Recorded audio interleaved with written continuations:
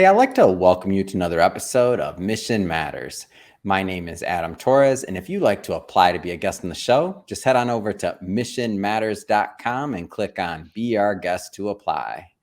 All right, so today I have Ken Goldberg on the line, and he is founder of DSE Trading. Ken, welcome to the show.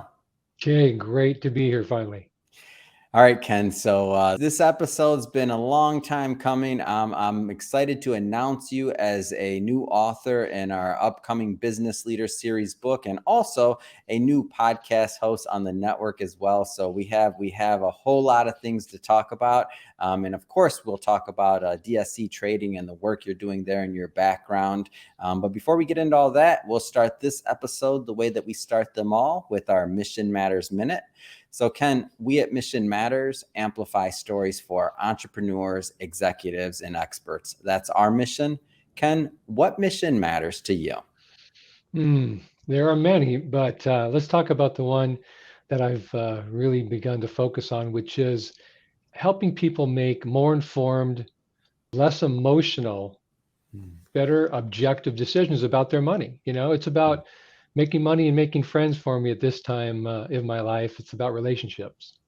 Yeah, it's great. And I love bringing mission-based individuals on the show to share why they do what they do, how they're doing it, right? Because we all want to learn and grow together. So great to have you on.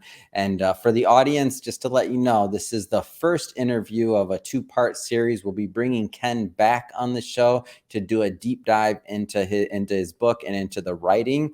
But for today, we're just going to do a little teaser, but we'll be bringing Ken back on and do a whole episode on it. So first off, Ken, so the upcoming Mission Matters book that you'll be part of, what inspired your writing and your topic in this volume? Well, I've spent the last 3+ decades now leveling the playing field, helping people understand the game that we all think is fair. But as you know, it's only fair if you're at the top of the pyramid. Us guys down at the bottom, it's just not fair. So my goal is to kind of uncover the myths and the fallacies and show people how they can know when the game's being run on them and do better. Yeah. So speaking of your past, I mean, let's go further back into your career. So how did you get started in business? Well, I was a psychology major in college and did some work in manipulating eyewitness testimony, which Mm, was fun. But that led me to kind of know I wasn't going to be a psychologist mm, professionally. And so I decided to slip in a quick minor in business and went yeah, on to work for, then powerhouse investment bank Drexel Burnham at their heyday. yeah. And that was the beginning of really seeing where my focus was and my passion was. And so, in my mind, I see, first off, for those of you that are maybe newer to the show, you may not know this, but so my background's in finance, almost 14 years in finance as an advisor and other things. And so I think that just the financial industry as a whole is a great place for individuals to be. I mean, a lot of really thoughtful individuals that want to do good work for their clients in that industry. So Ken, I'd be interested to hear your perspective, for that newer, let's just say just graduating college, or that fresh group of, workforce that are thinking about getting their feet wet in the business in general. It could be on the money management side or the, working directly with client side. What kind of things would you tell them about getting started? Like, what would be some reason? Well, it's a great industry and there's unlimited upside if you want to work hard. If you're into serving people, you can do that. I really found that my background in psychology allowed me to understand people, not only what people told me, but what they were really thinking, Yeah. kind of behind the face, behind the eyes. And that really led to my success. And then as I wanted to go deeper and learn more about risk management, I left and went to the Mhm. exchange floors of Chicago and really learned the mechanics of the markets. Mhm. Once I did that, I could then come back into the public eye and do a better explanation of Mhm. what people should be looking at, but also really emphasize on the risk management because we can all make money, Mhm. but keeping money is a harder thing. Yeah. And so at what point, like one of the things that has kind of stuck out as I've gotten to know you better is your focus on content, on adding value. And you like and the amount of content you put out and the quality of content that you put out, by the way, is I don't know if that was intuitive to you or like where you're because I'll tell you where I'm going with this. A lot of people in finance, so myself included, before I was in the media business, I was not thinking about necessarily, I was thinking about my clients, my book of business, my the people that I'm working with directly on a day to day. But I wasn't really thinking about putting content out there to help the masses or to make sure, like you said, that the people that are, at the other spectrums of the pyramid have a fair shot at their investments and at hitting their goals and what matters to them. On your end, what really just struck me is since I've gotten to know you is that you've been producing content. You've understood the idea of putting out like value into the universe and on the finance side, using your expertise for a long time. Like, how did that come about to you? Like, where did that start? Well, it was rough because I was never a public speaker. I feared it, nauseous level having to do something at the front of the class. Yeah. And kind of when day trading started in the late 90s, and then after, a decade and a half of being an investment manager and Mhm. getting to know people, learning how to present to them, I just realized that it was time for me to hit the road and go around the country and teach people how to protect themselves and their money Yeah. rather than just get on these machines and start banging money around. Mhm. Most people didn't do well. So, 35 years in the business, hundreds of Mhm. thousands of dollars of trial and error. I've got Mhm. a lot of lessons under my belt that you shouldn't have to learn all of them yourself. If Mhm. I can, show you, definitely don't go down there. That's a bad road. Don't open that door. Oh yeah, that's a great one. Let's go down there. We can do that together. I figure I might as well share this stuff. Mhm. I mean, I love this idea of like, and I see this theme overall. So of moving maybe from competition to collaboration, like that's one of our big things and mottos at Admission Matters, and just it's something that's done just very well for me in my life in terms of it's just a better quality of living, like collaborating, being with other people and that are like minded or that you can learn from. So this idea of you kind of taking your knowledge and sharing it with others so that they can benefit, to me it's a big deal. A lot of people don't take that extra step, and I think it's just lost resource, lost things. I mean, I've had some people that say, okay, the knowledge goes with you to the grave or this or that, and I don't like to be that morbid with it, but it is true in a sense. It's like if you don't find the ways to add value or to add to that collective, then it's just a wasted resource, right? Yeah, I've ruined many exotic vacations because I didn't think that I could let go of trading. And I Yeah. traded 18 hours a day overnight, year Wow. all of the different markets around the planet, Mhm. and would be up at 3 a.m. in Maui, you know, trading when I should be sleeping so I could go hit the beach and surf and whatever. So at some point, it was when I Yeah. had my kids really that I Mhm. decided that, that's just not what I'm here to do. I'm Yeah. here to be their father, the right type of husband, the Mhm. right type of son to my parents, and the right type of friend to my friends. And 18 hours a day, it didn't feel right anymore. And so I Mhm. stopped doing that and went down this other road of helping and sharing and coaching people who oftentimes, don't have as much experience, even though they have a lot of money. Mm. Great. I want to shift focus here for a moment. Let's go further into DSE trading. So maybe just tell us a little bit more about the company, please. Yeah. So DSE trading comes out of this decision support engine, basically these algorithms that I've developed over the years Mhm. that is like a checklist for a pilot. Most pilots don't just walk down the pathway, turn Mhm. on the engine and take off. They walk around, they check the tires, where's my fuel, what are my flaps doing, whether right? They don't even consider taking their action until they've checked it out. Mhm. So the DSE I built in order to help customers, clients, traders, investors have a process before they push the button. Like buying Bitcoin at 69,000. A Yeah. lot of people thought that was a good idea, but they didn't check their checklist. Had they done so, had they consulted something like the DSE, it would have been clear that that was not the right action at that time. Mhm. So the DSE is here. and I am here to use it to help people speculate better, manage risk far better, and achieve the outcomes that they're looking for. What types of individuals do you find get the most value out of working with you and your team? So is this for like people that are really experienced or people that have no experience? Is there like a middle ground? Like give us a little bit of a flavor of like what it's like to work with you and your team. Yeah, so I'm sure you remember that it doesn't matter if you're just starting out or Mhm. have $1 billion. Yeah. We're human. We make the same mistakes no matter our income level. Oh yeah. And the reason is that we all have this thing called an ego, Hmm. where when it goes right, we think we did it all. And when it goes wrong, we got to blame somebody. Yeah. And so I've helped and trained and coached so many people that Mhm. if I talk to someone for 15 or 20 minutes, I Mhm. can tell them what mistakes they're about to make and how many times they're going to have to make them before they learn the lesson. So, I've got clients that call me from their private jet. I've got Mhm. clients that call me from their job Mhm. and everyone in between. It just depends on someone's openness to using a Mhm.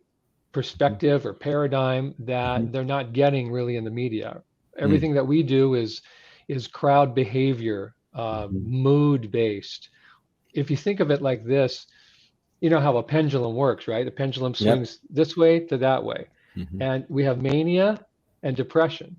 Mhm. And the pendulum never goes from mania down and then back to mania and then Mhm. down, right? It goes all the way back and forth. And Mhm. so does the crowd, so does our collective unconsciousness about everything. So, for instance, sometimes we like short skirts, Mhm. sometimes we like long skirts. Mhm. What determines that? Well, it's not Versace, Yeah. the mood of the fashionistas, the buyers. Sometimes Mhm. we like eating in restaurants, sometimes we like to go, sometimes we like crypto, sometimes we like NFTs. Mhm. It doesn't matter. We like it together. There's a saying, I can't remember who said it, but that most people would rather go broke in a crowd than be successful by themselves. Yeah. We're pack animals. So I mean, the lenses that you see the world in to me are interesting because it's definitely you're a trader. Like it comes through it. I mean, it's obvious in this interview. Can you maybe give us some insight into just the logic behind some of maybe the behavioral finance, if that's the word I want to use or we should use but just the logic behind the methodologies that go into how decision making can be made in an investment strategy versus maybe sometimes how it is made. And I know that's a little bit of a generalization, but you know where I'm going with that. Like there's two different ways to think on this. Yeah, so most of us are taught as both financial professionals and clients, we're taught to, watch earnings and seek market penetration and things like that. But in fact, that's one of the fallacies that we uncover, and that is that earnings drive stock price movement. Yeah. Well, we think that if earnings go up, price goes up. Yet, how many times have we seen a company announce good earnings and the price goes down? Mhm. It's coin toss. It's 50-50. So Yeah. therefore, if it's 50-50, then earnings as an indicator is a bad one. Mhm. It's not correlated. Sometimes it's up, sometimes it's down. However, what we found through looking at the data going back 300 years of stock price movement Mhm. is that the crowd's mood, their Mhm. sentiment, how they feel determines stock price movement. So Mhm. if we're comfortable in our job, we're making money, our marriage or relationships are good, our dog isn't, doing his business on the carpet, all that kind of stuff. If life is good, we're in a good mood. So we all together buy stocks. Mhm. And when things are bad, when pandemics are rolling around the world or interest rates are skyrocket or whatever, we're in a less good mood. And as a crowd, we are more depressed. And so Mhm. stock prices go down. And so if we learn to open our mind to seeing that picture, it causes us to be able to think, Mhm. was 69,000 really such a good price for Bitcoin? And I Yeah, use that because it's a recent extreme, it and is. many people around the world are absolutely buried in crypto. Mhm. Not even a year ago, all-time high, and here they are buried. I mean, multiple crypto banks are going broke by the week, and we're not done. It's not over. right? Yeah. The leverage isn't unfolded yet. So it's a perspective that you have to be willing to adopt. And Mhm. once you do, it offers a way to view everything Mhm. from the perspective of, is this the right time for that action? Mhm. So you mentioned crypto a few times, so I just want to make sure I understand this correctly. So what kind of markets does the DSE trading methodology or method, like what kind of things can you like Oh work boy. within for that? Yeah. So anything that's liquid Hmm. and is graphable, Yeah. because the DSC looks for the footprint of the crowd's behavior. So it sees a particular chart pattern, which is a lot of the stuff I post in Mission Matters, sees a pattern, and then it looks back over 300 years of history and it says, oh, yeah, that pattern consistently leads to this coming outcome.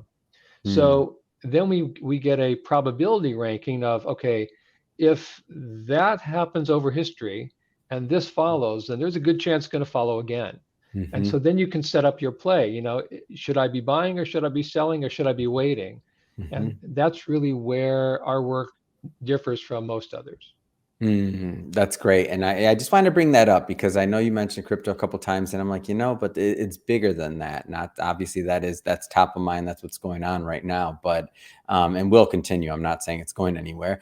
Don't want any of those quotes out there, but I did want to say that, it's kind of, I see a lot of value in it, and I see a lot of value in the potential for those that are especially not making the right types of decisions, or don't, and especially those that don't have help or don't have a way to like really vet what they're being told, versus off of something else. Because I think a lot of times, what just as the industry as a whole, or what whoever communicates this message, I'm not saying it's the advisors, I'm not saying it's the investor, but just the machine of investment. Sometimes people don't realize that they're products, right? A mutual fund is a product, a stock is a form of investing, and is a product. Crypto, it's a product. And just like you would think about what you're investing in as a product in different ways, the vehicle may also change. And so as we look at all of this, I think it's important, and I think it's interesting to have a methodology that can evaluate across different products. You're not just looking at a mutual fund. You're not just looking at a stock. You're looking at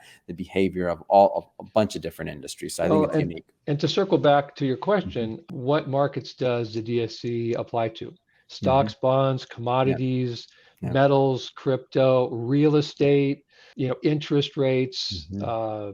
crude oil. It doesn't matter. If it's Yeah. liquid and graphable, we can come up with a forecast, Yeah. usually a series of probability rankings.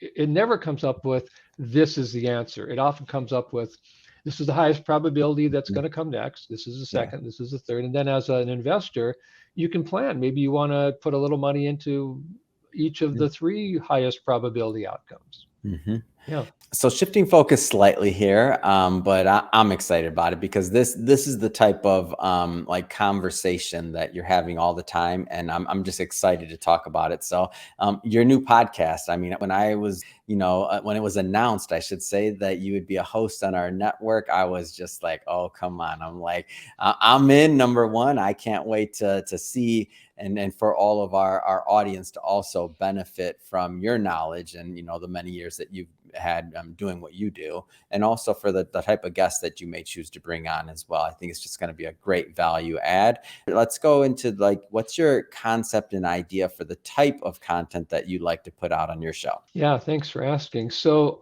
Leveling the Playing Field is the title of the podcast. And that really comes from, in 1999, I was on CNBC and Tyler Matheson asked me, Ken, it looks like you're leveling the playing field for day traders. And at that time, I was introducing a very kind of beginning version of the DSE, and he just loved it.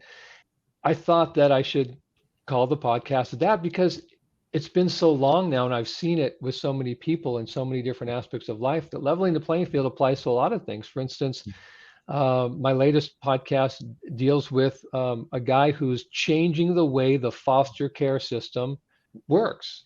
And Yeah. it's, the numbers are obvious that there's a difference. I want to bring on people that are leveling the playing field and changing their industry and many aspects of life, marriage counseling, child rearing, Yeah. dog training.